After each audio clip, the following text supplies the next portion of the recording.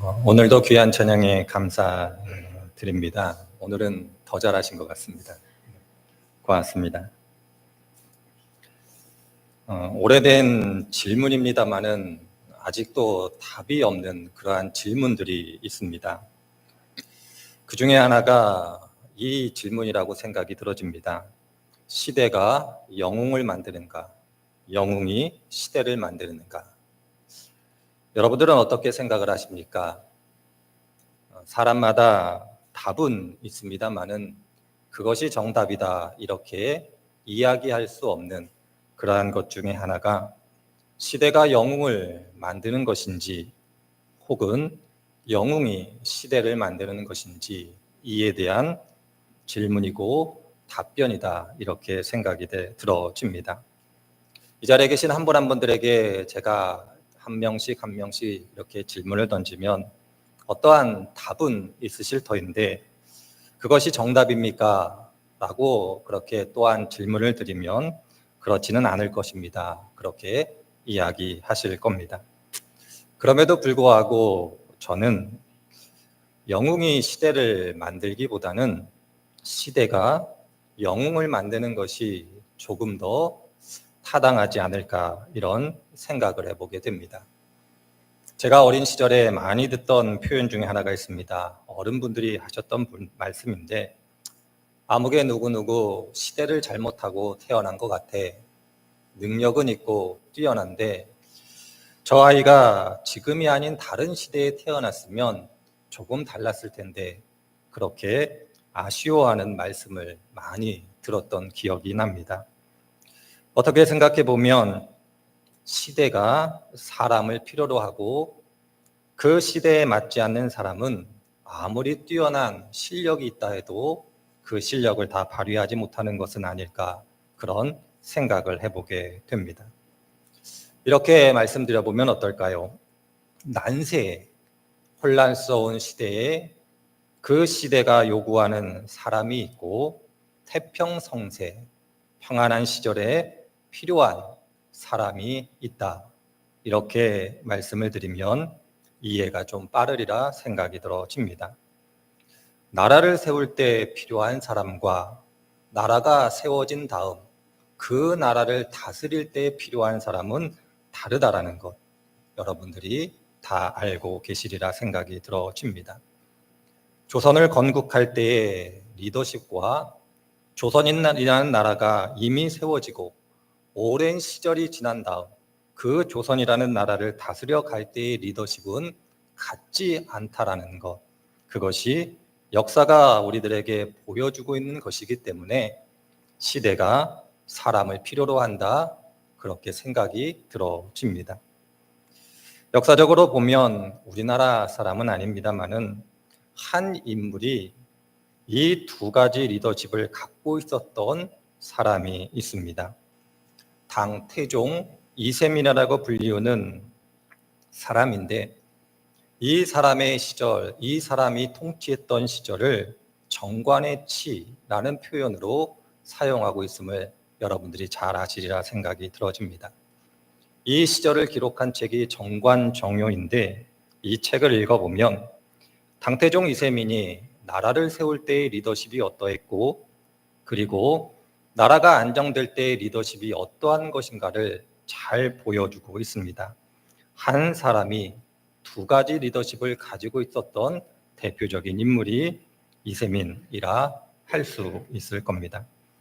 나라를 세울 때에는 카리스마라고 불리우는 그런 시대적인 리더십을 요청받게 됩니다. 그러나 나라가 안정되고 나라가 평안할 때에는 강력한 카리스마보다는 널리 듣고 멀리 보고 심사숙고하는 그러한 리더십이 더 필요한 것을 알게 됩니다. 중요한 것은 거듭거듭 말씀드립니다마는 시대가 요구하는 사람이 있다 이렇게 말씀을 드릴 수가 있을 겁니다. 오늘 함께 읽은 말씀도 어떻게 생각해 보면 여호수아로 대표되어지는 가나안 정복의 시대가 이제 끝나가고 있습니다. 하나님께서 약속하여 주신 땅, 가나안 땅을 차지하기 위하여 이스라엘 사람들이 가나안 족속들과 오랜 기간 전쟁을 벌였는데 오늘 함께 읽은 말씀에 의하면 그 전쟁이 이제 끝 무렵에 다다랐음을 보게 됩니다. 전쟁이 끝나고 땅을 분배하는 시대가 도래했음을, 이제는 땅을 차지하는 것이 아니라 이제 그 땅을 받아 어떻게 잘 유지해야 되는가의 문제를 감당하게 된 시대가 다가오게 되었다. 그렇게 이야기해 볼 수 있을 겁니다. 땅을 정복해 가는 그 시절에 필요한 사람과 리더십, 그리고 그 시대에 필요한 사람들의 태도가 있을 겁니다. 마찬가지로 이제 땅을 분배받게 되고 그 분배받은 땅을 점유하고 그 땅을 유지해 가는 데 있어서 필요한 사람들, 리더십, 그리고 삶의 태도는 분명히 다를 겁니다. 이스라엘 사람들에게는 어찌 생각해 보면 이제 새로운 믿음의 도전이 주어지고 있다, 이렇게 말씀드려 볼 수가 있을 겁니다. 여호수아는 나이가 많아 이제 그 자리에서 물러나야 되고, 이스라엘 사람들이 차지한 땅은 분배됨으로 그들이 살아가야 됨을 오늘 말씀이 우리들에게 가르쳐 주고 있습니다. 이것을 신앙의 용어로 바꿔보면 이렇게 전 표현해 보고 싶습니다. 하나님의 은혜를 받는 것과 받은 은혜를 지켜 은혜 가운데 살아가는 것은 다르다는 것. 하나님의 은혜를 받는 사건과 그 은혜를 받음으로 그 은혜 가운데 그 은혜를 지키며 살아가는 것은 분명히 다르다라는 것을 여러분들도 잘 알고 계시리라 생각이 들어집니다. 교회의 역사, 신앙의 역사를 살펴보면 은혜를 받았음에도 불구하고 그 은혜를 지키지 못해서 실패하게 되는 경우들을 많이 보게 됩니다. 땅은 차지했으나 유지하지 못하는 것, 하나님의 은혜는 받았으나 그 은혜를 지키지 못하는 것, 성령 하나님을 선물로 받았으나 그 성령 하나님을 소멸하는 것, 그것이 교회 역사 속에서 무수히 반복되고 있음을 저희들이 배우게 됩니다. 하나님의 은혜를 받는 것도 소중한 일이겠습니다마는 그 은혜를 지킴으로 살아가는 것, 그것 또한 우리들에게 중요한 신앙의 모습임을 성경이 가르쳐 주고 있습니다. 이스라엘 역사를 살펴보면 그렇게 어렵게 차지한 가나안 땅을 결과적으로 빼앗기게 됩니다. 북왕국도 멸망하게 되고 남왕국도 멸망하게 됨으로 인하여 포로가 되고 온 땅에 흩어져 땅 한 편 갖지 못한 백성으로서 이스라엘 사람들이 살아가게 됩니다.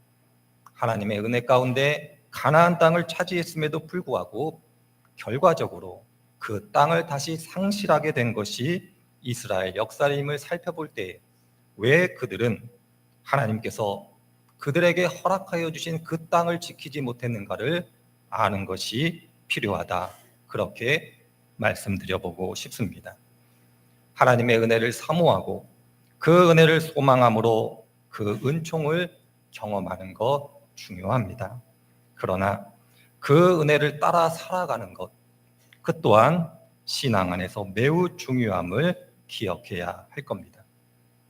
이스라엘 사람들이 차지한 땅을 잃어버리고 그들이 그 땅을 유지하지 못한 것, 그것은 이스라엘 역사를 통해서 저희들이 배울 수 있겠습니다마는 예수님께서 말씀하신 한 비유를 통하여 저희들이 그 이유를 또한 찾아볼 수 있을 겁니다. 예수님께서 비유로 말씀하실 때에 달란트 비유라고 불리우는 비유가 있습니다. 주인이 먼 길을 떠나게 됩니다. 주인이 종들을 불러 종들에게 달란트를 나누어 줍니다. 어떤 종에게는 5달란트, 어떤 종에게는 2달란트, 어떤 종에게는 1달란트를 맡기고 떠나갑니다. 오랜 시간이 지난 다음 주인이 돌아와 계산합니다.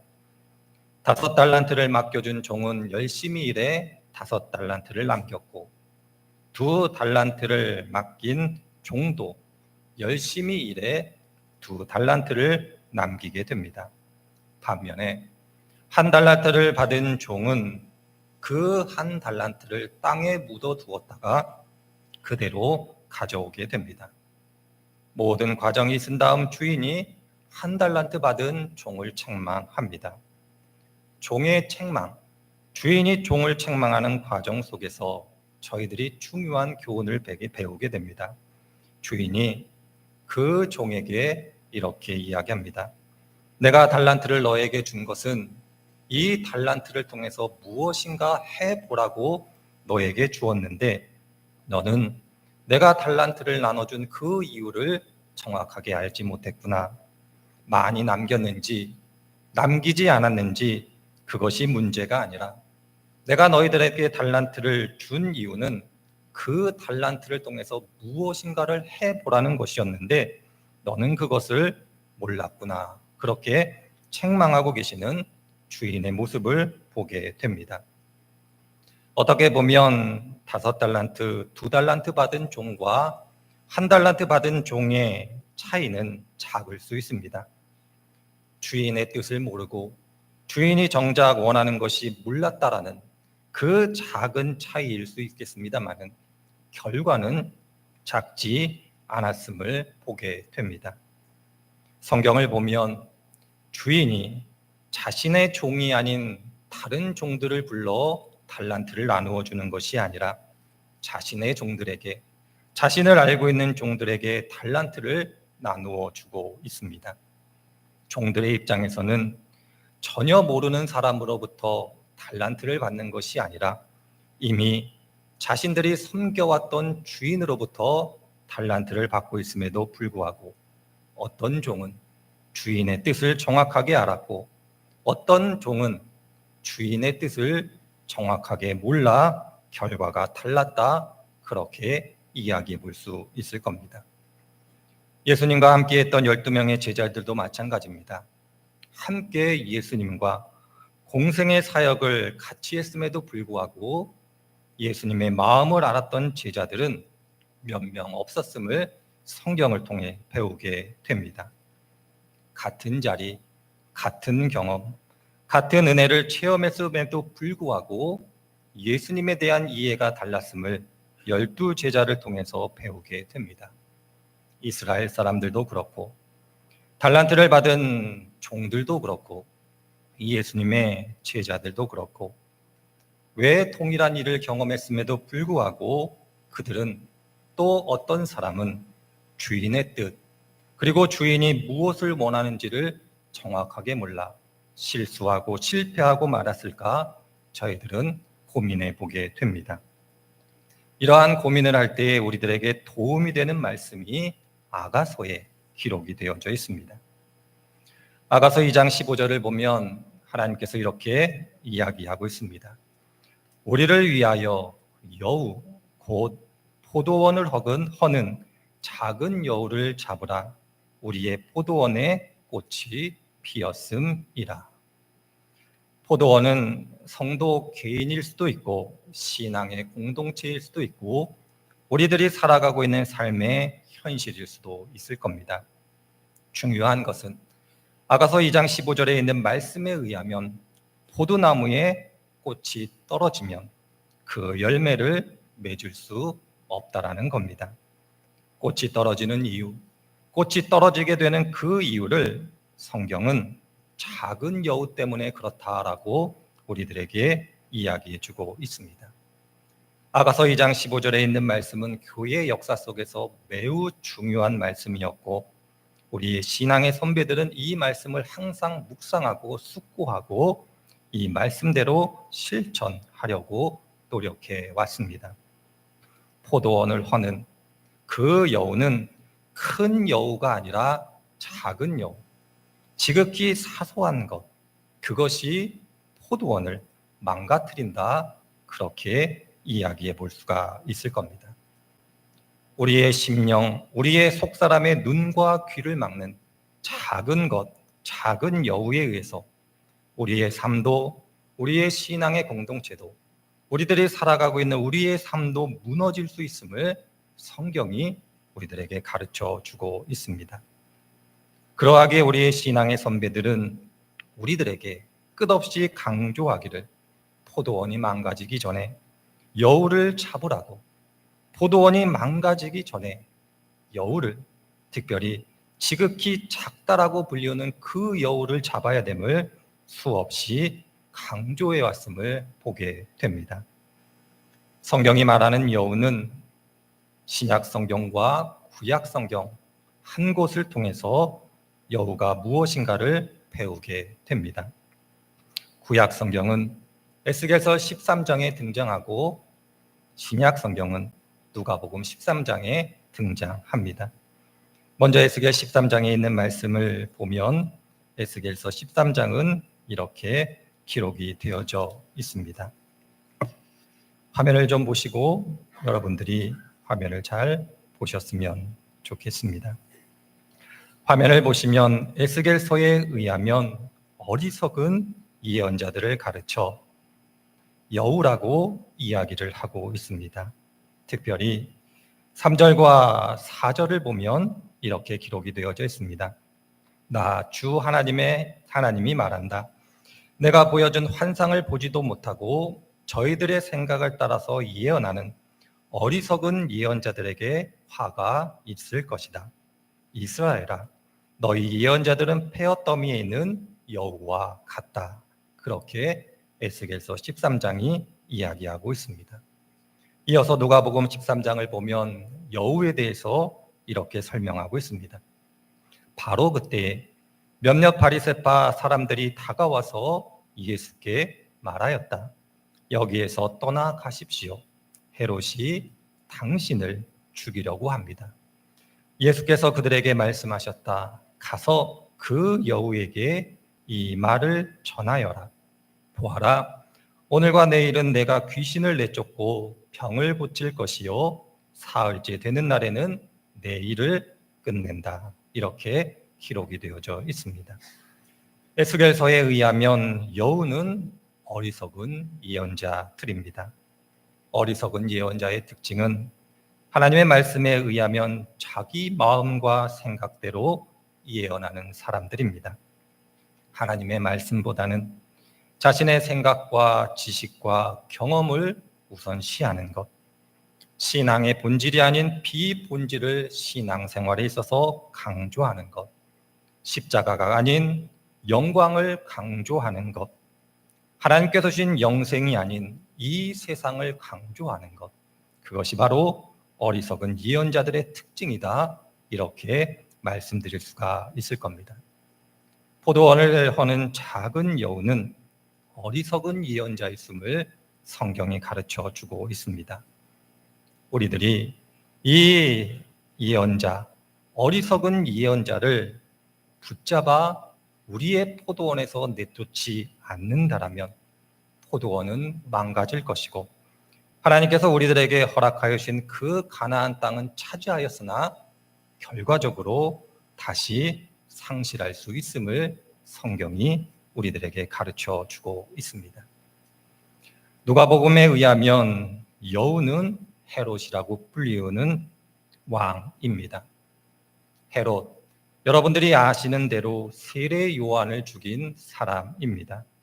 성경을 읽어보면 세례 요한이 어떠한 과정을 거쳐 헤롯에 의하여 죽임을 당하는가를 알게 됩니다. 요한이 헤롯에게 와 이야기합니다. 당신이 하나님 안에서 잘못한 것이 있습니다.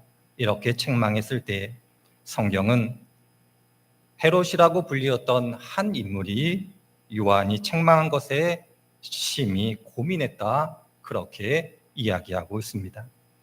그럼에도 불구하고 결과적으로 헤롯은 요한을 죽이게 됩니다. 하나님과 세상 사이에 고민하나 결과적으로 세상을 선택하고 하나님의 말씀을 듣고 하나님의 말씀을 따라 살아가겠다고 결심은 하나 결정적인 순간 자신의 유익을 위하여 하나님을 애써 외면하고 옳은 것은 알지만 결과적으로 내 기분에 따라 내 형편에 따라 옳은 일보다는 내 마음에 드는 것을 선택한 사람이 헤롯이었음을 보게 됩니다. 바로 이 헤롯이라고 불리우는 작은 여우, 포도원을 허는 이 작은 여우를 우리들이 잡는 데 실패하면 우리들의 포도원은 무너지게 될 겁니다. 성경은 우리들이 하나님의 은혜를 받고 살아갈 때에 우리들 가운데 이 작은 여우가 있다라고 분명히 이야기해주고 있습니다. 어리석은 예언자일 수도 있고 헤롯일 수도 있고 그리고 또 다른 무엇일 수도 있을 겁니다. 분명한 것은 우리 가운데 있는 포도원의 작은 여우를 붙잡지 않으면 포도원은 망가진다는 겁니다. 그런데 어려움이 있습니다. 무엇이냐면 포도원의 작은 여우는 바로 나 자신이라는 겁니다. 외부로부터 주어지는 것이 아니라 내 안에 있는 또 다른 나의 부족함, 성경으로 이야기하자면 내 안에 있는 또 다른 나이기 때문에 포도원을 허는 작은 여우를 발견하기가 쉽지 않다라는 겁니다. 그래서 하나님께서 우리들에게 끝없이 권면하고 있는 겁니다. 외부로부터 등장하고 외부로부터 들어온 거면 분명히 파악해 쉽게 알 수 있지만 내 자신으로부터 비롯된 것이고 나일 수도 있기 때문에 분별하기가 쉽지 않기 때문에 성경은 끝없이 우리들에게 작은 여우를 찾아야 된다라고 그렇게 이야기하고 있는 겁니다. 하나님께서 주시는 은혜의 빛, 하나님께서 주시는 거룩한 빛 아래에서만 우리 가운데 있는 작은 여우를 발견하게 되는 겁니다. 오늘은 저희들이 광복절을 맞이하여 함께 예배 드리고 있습니다. 광복절이 갖고 있는 의미는 해방이다라고 이야기해 볼 수 있을 겁니다. 신앙 안에서 말씀드리자면 죄와 사망의 권세로부터 우리는 해방되었습니다. 그러나 하나님께서 주신 이 해방의 은총을 끝까지 지키기 위해서는 오늘 함께 읽는 말씀처럼 우리 가운데 있는 작은 여우를 잡아야 할 겁니다. 어느 순간 이 작은 여우가 활기치게 나든다라면 우리의 포도원은 망가지게 될 것이고 다시금 죄와 사망의 권세 아래로 들어가 죄와 사망의 종노릇 하게 될 것입니다. 이뿐만이 아니라 우리들이 살아가고 있는 이 나라와 이 사회 가운데에도 어떻게 보면 포도원을 허는 작은 여우들이 많이 있다, 그렇게 말씀드릴 수 있을 겁니다. 그래서 하나님께서 우리들에게 너희들은 세상에서 빛과 소금임을 잊지 말라, 그렇게 말씀하고 계시는 겁니다. 그리스도인들은 이 나라 이 사회 가운데 이 나라 이 사회를 허무는 작은 여우들을 잡는 파수꾼임을 성경이 우리들에게 가르쳐 주고 있습니다. 영육, 모든 영역 속에서 우리들이 하나님의 은혜를 경험했을 때 중요한 것은 그 은혜를 가지고 끝까지 하나님께서 부르시는 그날까지 그 은혜를 지켜가는 것임을 성경이 많은 곳에서 이야기하고 가르쳐 줄 때 과연 나는 내 안에 있는 작은 여우를 발견하고 있는지, 발견했다라면 그 여우를 쫓아내고 있는지 신앙 안에서 점검해 보아야 할 겁니다. 바라기는 한 번 한 번들의 삶의 여정 가운데 분명히 하나님께서 주신 약속의 땅, 그 약속의 땅이 주어지실 것이고 그 땅을 받아 누리고 계실 겁니다.